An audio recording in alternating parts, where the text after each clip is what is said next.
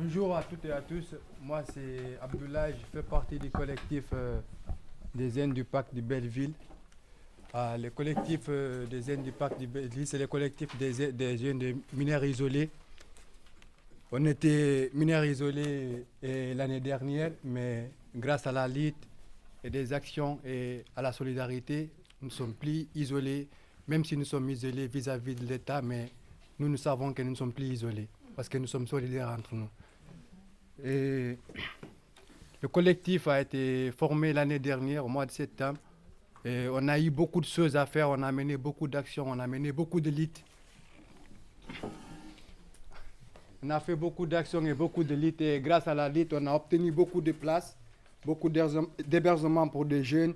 Et je ne parle pas seulement que d'hébergement, il y a aussi la question de scolarité à qui la plupart des immigrés n'ont pas accès. Et nous savons tous que si les jeunes ne sont pas scolarisés, ce n'est pas du tout possible de faire une intégration. Et ici, on a remarqué qu'ici en France, qu'il y en a une partie, il y a des personnes qui pensent être supérieures à certains. Donc, par conséquent, ils font des tris. Pour eux, il y en a des personnes qui sont perfectionnées et des personnes qui sont non parfaites.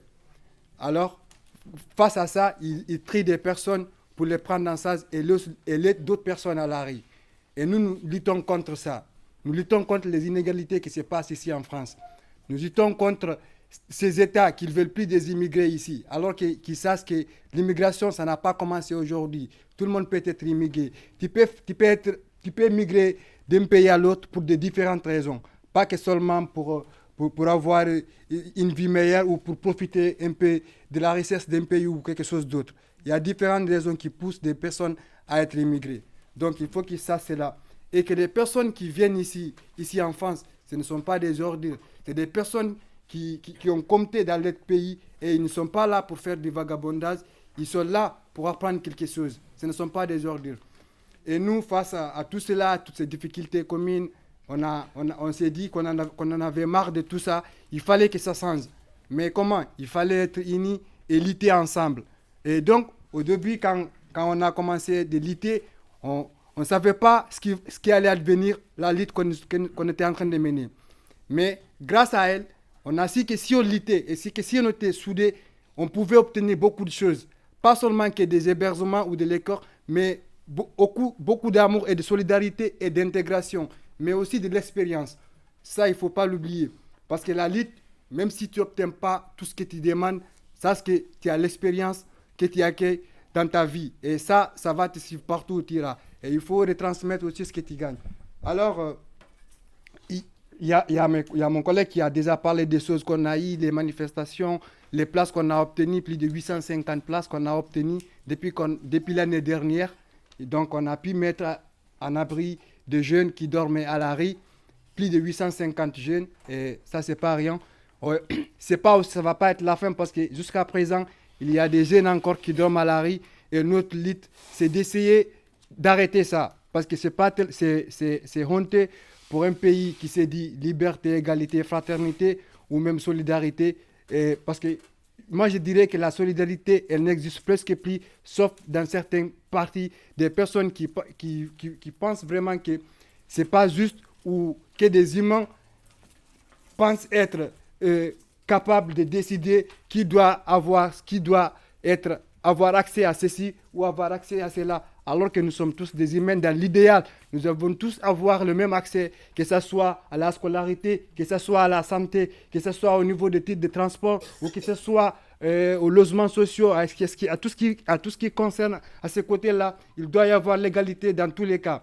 Mais si c'est une infime partie qui bénéficie et pourtant l'autre partie, elle est là et elle ne fait que subir des conséquences. Tu es là, tu vis dans un pays où si tu ne respectes pas les règles, tu es automatiquement sanctionné, mais qu'en fait, en ce qui concerne tes droits, tout est piétiné. C'est tellement injuste, je ne vois pas comment des personnes peuvent penser comme ça et qui réussissent à rentrer à la maison et dormir et élever leurs enfants. C'est tellement honteux.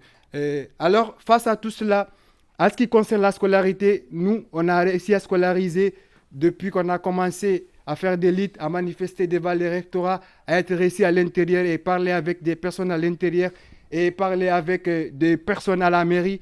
On a réussi à scolariser plus de 80 et quelques jeunes. C'est pas rien. Parce qu'avant, moi, je me souviens quand j'étais là l'année dernière, c'était impossible, impossible, vraiment impossible pour un jeune qui n'est pas encore reconnu par l'ASE, par l'aide sociale à l'enfant, entre guillemets, qui font des tris, qui choisissent des personnes, je ne sais pas s'ils jouent à la loto ou quoi. Voilà. Alors, face à tout cela, on a dit qu'on en avait marre, on a réclamé des choses et on s'est fait entendre. Grâce à tout cela, on a obtenu des places pour des jeunes. L'année dernière, c'était impossible. Si tu n'es pas placé, automatiquement, tu dis, bah, c'est fini, c'est la fin. Alors qu'il y a d'autres opportunités. Nous, les jeunes qui arrivons là, ici, essayons de nous intégrer et d'être unis entre nous. Parce qu'il y en a d'autres qui sont là avant nous. Si vous venez, essayez de vous approcher et de vous approcher des personnes qui militent vraiment pour tous, quoi. Parce que dans tous les cas, si tu es avec des personnes, c'est que tu n'es pas isolé. Mais si tu te retrouves seul, certes que tu peux y arriver, peut-être petit à petit, mais tu vas vite arriver si tu es avec d'autres personnes avec toi qui militent, quoi. Voilà. Et juste pour dire que la lutte que nous sommes en train de faire aussi, ce n'est pas que seulement pour obtenir un hébergement ou pour obtenir une place à l'école ou pour avoir accès à l'assurance maladie. C'est justement pour lutter contre l'injustice qui est en train de se passer ici en France. Il n'y a pas que les mineurs qui subissent de l'injustice. Vous avez entendu la femme qui vient de témoigner ici et aussi celui des collectifs de sans-papiers, ce qu'ils viennent de dire. La lutte, ça fait longtemps que les gens sont en train de lutter pour essayer de changer les choses. Mais même si tout ne change pas, et il ne faut pas se dire que bon, voilà, même si je milite aujourd'hui, ça ne marche pas, ben, j'abandonne parce que ça n'avance pas comme j'ai envie. Il faut se dire que c'est en rêvant d'un monde utopique qu'on peut construire des choses. Et il faut avoir de l'espoir pour militer aussi. Et le militantisme, ça, même si ça n'avance pas aussi vite qu'on le souhaite, ça se voit aux yeux du monde. Et les personnes concernées, ils nous voient, ils savent qu'il y a des personnes qui ne veulent pas du tout abandonner. Même si on veut les ressasser d'ici, et ils ne veulent pas bouger. Et c'est ça notre force.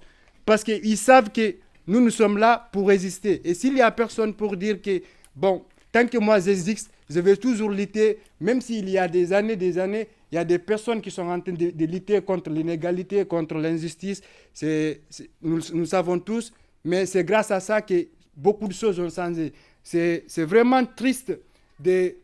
Jusqu'à nos jours, il y a toujours des personnes qui pensent être supérieures à d'autres, qui pensent qu'en se fléchant sur la privatisation des choses, un peu plus tard, le monde, toi, tu vas faire quoi s'il n'y a plus de personnes avec qui partager tes peines ou tes désirs? Tu vas faire quoi si tout ton entourage, c'est que des personnes qui sont dans la même situation, qui veulent privatiser les choses seulement et avoir une place pour toi seulement et oublier le reste du monde? C'est tellement injuste. Alors, nous, en tant que collectif, on a essayé d'entrer en contact avec d'autres personnes qui sont dans différentes régions de Paris. Alors, on a essayé d'être en contact avec eux pour coordonner la lutte, enfin pour généraliser la situation des jeunes immigrés qui sont ici en France. Parce que ce n'est pas nous qui avons fixé les lois ici en France, comme quoi une personne étant moins âgée de 18 ans, il doit être automatiquement scolarisé. Ce n'est pas nous qui avons fixé ces lois-là. C'est la France qui sont tombés d'accord et ils ont mis ces lois-là. Pourquoi alors ils ne respectent pas ces lois-là? Ça, c'est un gros point d'interrogation. Et moi, je peux répondre à ma connaissance, c'est parce qu'ils sont racistes. Je ne sais pas comment vous le pensez, mais moi, c'est comme ça que je le vois.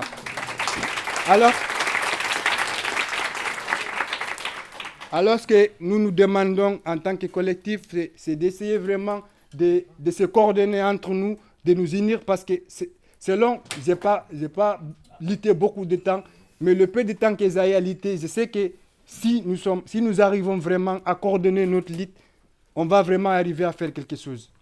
Et ça, c'est avec nous tous qui sommes là, qui allons décider ensemble, quoi. Si on sait vraiment, on arrive à unir, pas que seulement dire, bah, moi je suis mineur isolé, donc ma lutte, ça se limite à un tel niveau où le collectif des sans-papiers, il lutte pour être régularisé à ce travail.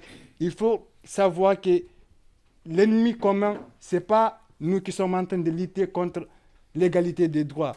L'ennemi commun, c'est les personnes d'extrême droite qui veulent piétiner le droit des humains qui est vraiment honteux de nos jours. Donc, si on veut y arriver à tout cela, il faut vraiment essayer de créer un lien sur les différentes luttes que nous sommes en train de mener pour enfin arriver à dégager l'extrême droite qui veut nous foutre la honte. Parce que sinon, en fin de compte, on ne va pas dire que, enfin, la France, on va parler de la France, on ne va pas parler de l'extrême droite. Si la France vit aujourd'hui aux yeux du monde comme un pays étant raciste, on ne va pas dire c'est tel parti ou tel parti, on va parler de la France. Comme quand on parle de la France aujourd'hui, et dans certains pays, comme un pays qui accueille des personnes, un pays solidaire et tout ce qui va avec, au-delà de ça, nous savons c'est quoi la réalité, nous qui sommes ici, là présents, parce que c'est la raison pour laquelle d'ailleurs nous sommes ici pour parler des difficultés, c'est parce que nous savons qu'il y a des injustices qui se passent. Et face à cela, il faut être unis pour essayer de changer les situations. Nous, après ici, on va essayer de parler avec les différents collectifs des jeunes qui viennent de Lyon, qui sont venus pour échanger avec nous. On va reparler davantage et après, on rediscutera le sujet un peu plus tard. Merci. Je vous remercie.